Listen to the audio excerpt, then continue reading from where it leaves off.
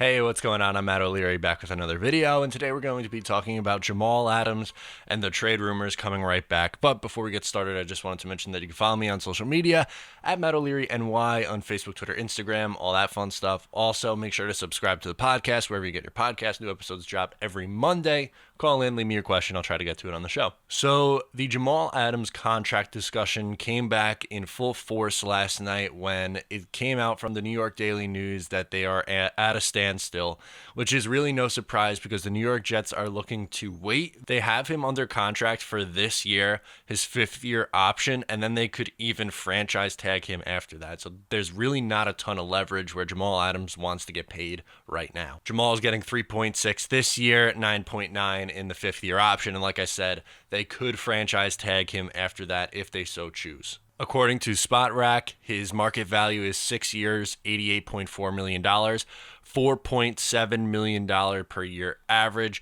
A $15 million AAV would make him the highest paid safety per year, but he's looking for more money than that. CJ Mosley is the highest paid player on the New York Jets at $17 million. There's rumors that Jamal Adams wants to be the highest paid player on the Jets, so $17 plus million for a safety is what Jamal Adams is looking for. At times, Jamal Adams has hinted at wanting $20 million a year, which for a safety seems absolutely nuts. He's a phenomenal player. There's no denying that, but I think I would probably go up to about $17 million, and that's where my cap would be. I don't see Joe Douglas, who was pretty frugal in free agency, to go and spend $20 million on a safety position. I understand that Jamal does so much more than your average safety. He can get after the passer. He can play up in the box. He can stop the run. He can cover tight ends. He does a lot of really great things for your football team. I still don't know if that is worthy of a $20 million a year contract, though. $17 million, well, let's just use that as the base. That would make him the highest paid safety by $2.4 million, a significant margin. He really doesn't deserve to be resetting the market by $5 million. That's insane. That's essentially a third of what the highest paid safety right now, a little bit more than that, is getting paid at $14.6 million per year. The only one in the league you can justify by breaking their market by adding an extra $5 million to the price is Pat Mahomes, because he's far and away the best player in the league at the most important position in the league. So if Pat Mahomes came out and said, hey, I want $5 million more than the highest paid quarterback right now, he could probably get away with it. Jamal Adams, as good of a player as he is, probably doesn't deserve to reset the market by that much. $20 million a year is insane when the highest one getting paid right now is about $14 million and change. What I find interesting is Jamal Adams has said numerous times that he is redefining the safety position, which is smart because he knows that safeties don't usually get paid a ton of money.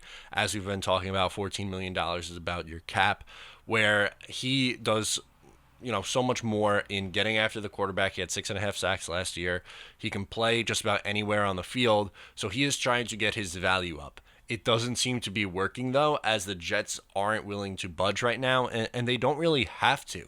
They have him under contract for this year. They have him under contract for next year. They could franchise tag him after that. There is no reason to pay him right now. After this year, you want to renegotiate? Fine, I would be a little bit more okay with that, but as of right now, there's really no reason to pay Jamal Adams. Look, I love the guy. I'm wearing his jersey right now in this video. I just don't know if I could justify giving him a $100 million contract. 5 years, $100 million, that seems like a crazy amount of money to me.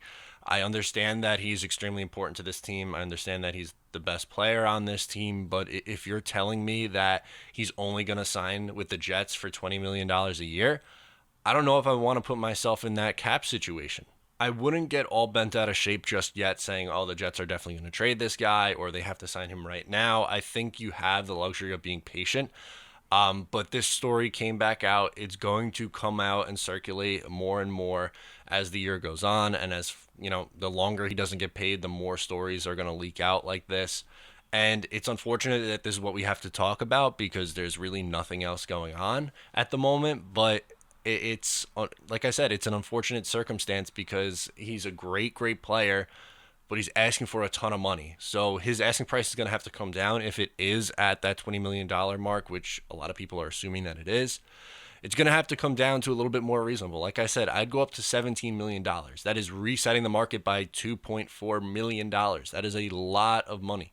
Joe Douglas comes from a school of roster building where you're not giving that kind of cap percentage to one player on the defensive side of the ball, especially at that position. So I'm very interested to see what happens over the next few months and where this story goes. I don't think this is going to be the end of it, unfortunately, and this could get ugly, but I'm not saying that he's definitely gone right now. That's ridiculous. They don't have to trade him. They don't have to do anything, but we'll see. And yeah, it's definitely an interesting storyline. So just wanted to get a quick video out on it. Let me know what you think of this whole saga down in the comments below.